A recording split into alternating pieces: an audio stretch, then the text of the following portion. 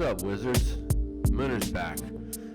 Before we get into the game, which today I got a gameplay video for you guys, I would like to shout out my Twitter account, @WainingMooner. I'm trying to be more active on Twitter to, just help grow my brand and all that stuff. I'm not really a big social media person, but I understand that in order to make it in this world these days, I got to be more active on there. So if you guys like my content and all that stuff, which I should add, please like, subscribe, comment, help the algorithm, help me out, please, with these videos. This channel is growing immensely thanks to all you guys, but to all you guys out there who aren't subscribed but just repeatedly come back and watch my vids, please just subscribe to the channel.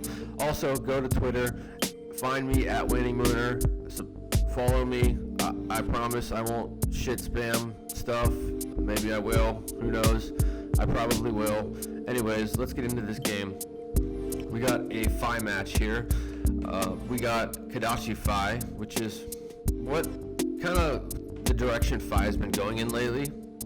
Although this one has 0 arcane barrier, so this should be fun. A couple things that we can assume from this is that he's just going to try to race me, and if there's any deck out there that can just straight race anybody, it is Fi. He's fast as hell, and I guess he feels like he doesn't need arcane barrier, so let's get into the game. He actually let me go first. I remember he got to choose, and he chose to go second, which is probably correct if you're trying to race. That's the other thing that I can assume, that since he let me go second or first, that he's just definitely trying to race. So I draw into a pretty poop hand. I guess I can just deal him some damage, and I don't want to really put this Blizzard or this Aether Hail in the arsenal, so I'm just gonna overpitch a little bit and put this Aether Hail in the arsenal, which I don't really want to, but just deal him some damage, strip a little bit of his hand so that, he's forced to at least discard something, which I don't know, maybe that's not correct. Maybe I shouldn't have let him, filter his hand at all. That's definitely up for debate, because as you can see, he pitched a little bit to that too much. So then I'm stuck with this Aether Hail, and I draw into a Weathervane, and I can't even get it off if I want to put this Weathervane on this in case, and then get this Channel Lake Frigid in the arsenal. So this is one of the reasons I absolutely despise paying for things out of arsenal. Like, paying for this Aether Hail out of arsenal is really gonna screw me up. It just screws up my game plan, but I am just forced to try to slow him down a little bit after this Blaze Headlong, deal him a little bit of damage, and give him a Frostbite. And then I guess I'm just gonna, try to stop this Mask trigger if I can with whatever he throws at me next, which is so this is probably where I start chucking some equipment in front, because I just want to slow him down and stop this Mask trigger. And then I get to encase him, and encase against Fi is like a 0 for 4, because it freezes his hero ability, so you can't activate it, activate Fi and get another Phoenix Flame, so it essentially saves you 1 life. It is pretty big against Fi, and it prevents his Snapdragon Scalers from snapping off. And I get to throw down a Channel Lake Frigid, then I draw into a Hex, which I get to lay down the Hex on him. Just chucking my equipment in front of everything here. He's going to end his turn. I get to lay down a Hex, pitching this other one, and put a Weathervane in the arsenal, and he's still on their channel. So it's pretty awesome, but he's still got a full grip of cards. And here we see I draw into a Nourishing, another Weathervane, an Insidious Chill, and a Frosting. So I'm just looking to take all this damage, pretty much. Just stop the Mask trigger if I can, because I'll have Tunic up, and I can,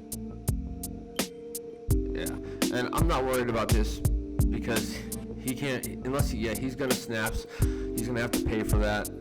So he decides not to. But Mask is gonna trigger, but he's already got 2 cards. I don't really care. So here is where I get to put 2 different Weathervanes down on him. Give him a massive Ice Eternal. I'm gonna lose channel, but I'm not really concerned about that because just dealt him a chunk of damage, and hopefully he can't pay through these frostbites, but we'll see. He's a pretty redline deck, and with no arcane barrier, those frostbites are sure to do him damage. And then I draw into another Hex, 2 Ice Veins, and a Energy Potion. I've got this Frosting in Arsenal. I just want to add 1 more Frostbite to him, which I don't think he can pay through these. He's going to have to activate his Tunic to do so. I'm going to give him another Frostbite, which is unfortunate. He had Tunic up, but it is the way it is. It is what it is, or whatever people say these days. But still gonna end his turn.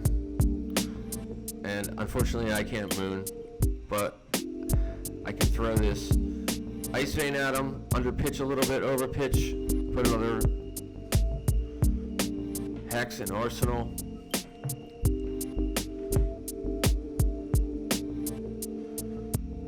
And at this point, we are just straight racing. And here we go with an Art of War turn. This is where things kind of get dicey.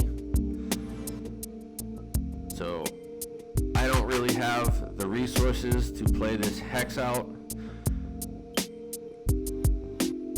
So, I'm just looking to survive this turn without Mask triggering, if at all possible. I have to leave this Hex in the arsenal. I cannot play it out, unfortunately.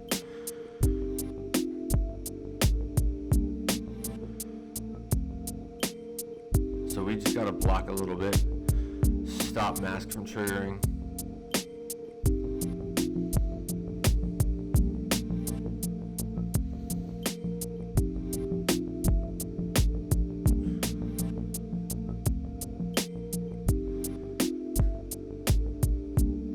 But it looks like it's probably going to trigger anyways, because if he can play this last card in hand at all, Mask is definitely going to trigger, and I'm going to just take damage. He's going to Phi,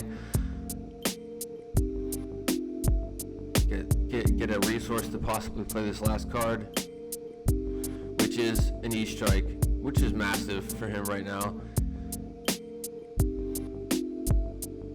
And he chooses to go again on it.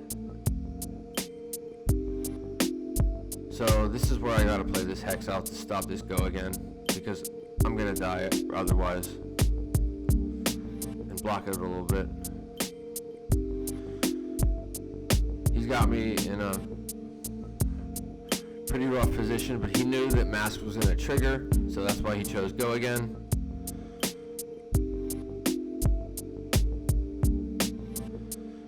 And I've somehow got to figure out how to deal him 11 damage without dying. He's got a full grip of hands, but I do have a Blizzard. So in such a redline deck, hopefully this Blizzard saves me a little bit and I can gain a life from Heart of Findo. But he has a blue, unfortunately. So this turn is going to go super wide. And I just start chucking. I just got to stem the bleeding any way I can. So I throw my Tunic in front of this one brand, this single brand, this blue brand. Here comes another Kodachi. I'm just like holding on to this, waiting for the opportune moment where I can lay this down and actually give him a Frostbite, gain a life, and possibly just stem the bleeding just a little bit and survive. I just need to live.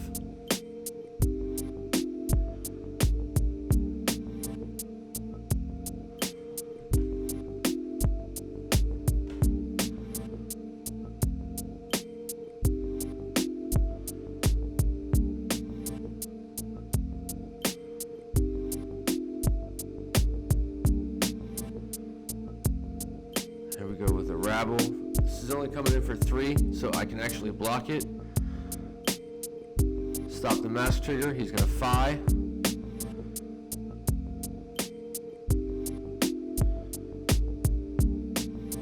But he ends his turn.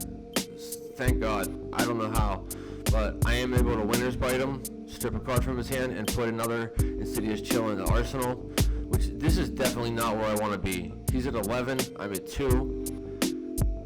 He has 4 cards. He'll have Tunic coming up on his turn, and I have another 3 cost going in the arsenal. So, it is a chill, so there is hope that somehow I can possibly... And I'm just doing like damage mitigation here. I'm just trying to survive this turn.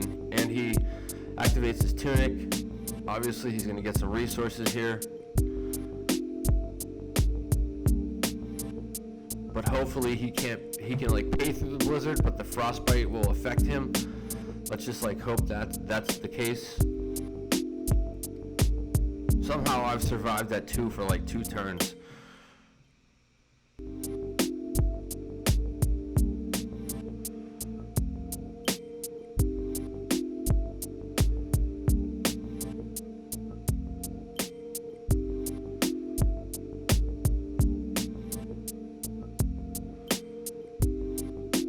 Just waiting for him to he does pay for the blizzard, so I lay down 1 more frostbite and block, and then I put a freezing point in the arsenal on my turn with two chills down, mind you. So I go to 1. I've got a freezing point in arsenal. He has no arcane barrier. I have 2 hexes down on him and 2 chills. He's at 7 life. So I obviously can kill him. I just need him to do one thing so I can get priority, and luckily I do draw into a hand that enables this.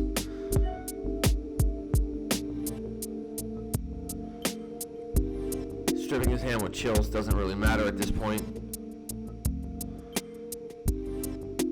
But the freezing point is going to come in for 7 anyways. It's Xaxes, and he's dead. GG's. So as you can see, that was a super close match against Phi.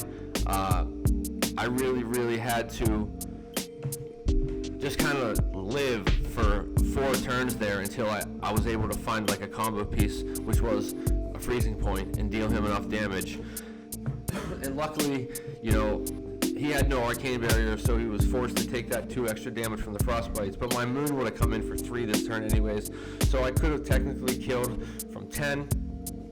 But yeah, that's Phi. You just gotta survive long enough to deal him enough damage, which should be difficult. All right, guys. Thank you so much for watching. Like, subscribe, comment. Let me know how I'm doing. I appreciate every single one of you guys. Everybody out there is super awesome. I love this community. Wizard life for life. All right, peace out, Wizards.